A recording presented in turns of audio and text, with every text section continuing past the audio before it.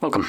In front of me is a ULEFONE Note 8P, and today I'll show you how to go through the setup process of this phone. And when you boot it up for the first time, you'll be presented with this Hi There screen. So to get started, select your desired language, which I'm going to be sticking with English, and from there select Start. Then next page you have the connect to mobile network, so all you would need to do is insert a SIM card. I'm not going to be doing this right now, so I'll select skip, which will bring me to, I believe, a Wi-Fi connection page. Yep, there we go. And here you can connect to Wi-Fi. Now, if you choose to not connect to either mobile network or Wi-Fi, date and time will need to be fixed manually instead of being set automatically if you are connected to network. And also, you will not have the page for logging into your Google account. This can be done still later on after the setup is complete. Once you connect to Wi-Fi through settings, you can also find in the settings accounts and add, for instance, Google account.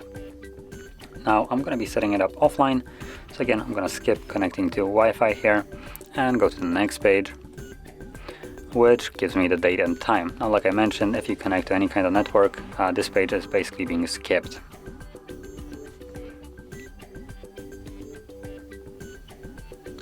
Then on the next page we have services from Google, so we have location, scanning, and sending user and diagnostic data. Now, to be perfectly honest, those aren't necessarily services, or I guess they are, but from you to Google instead of the other way around.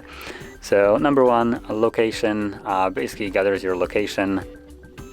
Now it is most commonly used for things like Google Maps, so you do have a accurate basically position on the map and also route to your destination, but it's also being used in more nefarious ways.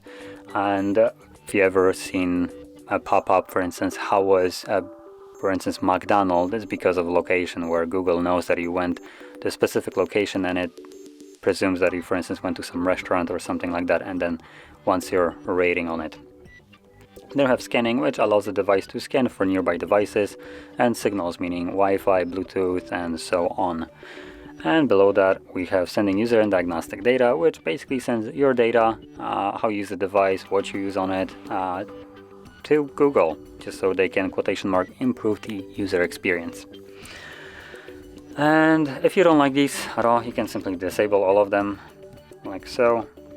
At least that's what I believe we're doing, because at the end of the page you do have accept, which makes it counterintuitive.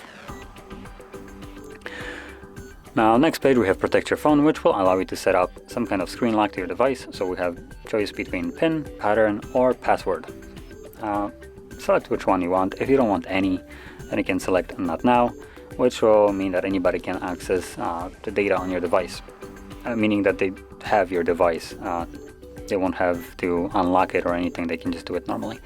Now, if you want to protect your device, you could set up one of these, for instance a pattern. So you draw the pattern, tap on next, confirm it by drawing it again, and now to access the device you will always need to insert that pattern.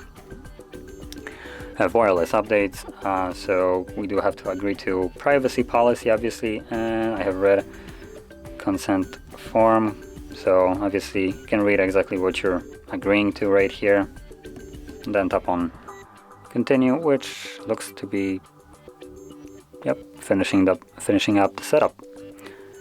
And there we go. So that is how we can go through the setup of this phone. And if you found this very helpful, don't forget to like, subscribe, and thanks for watching.